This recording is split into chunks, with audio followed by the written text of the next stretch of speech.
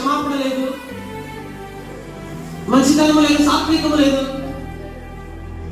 ఆశా నిగ్రహము లేదు, విశ్వాసం లేదు, ఆత్మీయ ఫలాలు లేవు, సరైన తీర్మానాలు లేవు, క్రమం కలిగిన భక్తి జీవితం లేదు, ప్రతిష్ట లేదు. లెక్క అయితే ఆయన నన్ను నరికేయాలి, తుంచి మంటలో పడేయండి, ఫలించని ప్రతి కొమ్మను ఆయన నరికేస్తారనుకుంటాడు కదా. కానీ ఇంకా ఊపిరి తీసుకుంటున్నాను అర్థం ఏంటో తెలుసా? ఈ రోజు ఇప్పుడు ఉన్నామంటే అర్థం ఏంటో తెలుసా? అడ్డుపడ్డాడు కూడా యేసయ్య నీ కోసం అడ్డుపడ్డాడు. ఏడవలే, అన్నీ తెచ్చుకోలే, భారం తెచ్చుకోవాలి. నీ ఆత్మీయ జీవితం కోసం నువ్వు భారం తెచ్చుకోకపోతే ఎవరు కలగాలి బాధ్యత?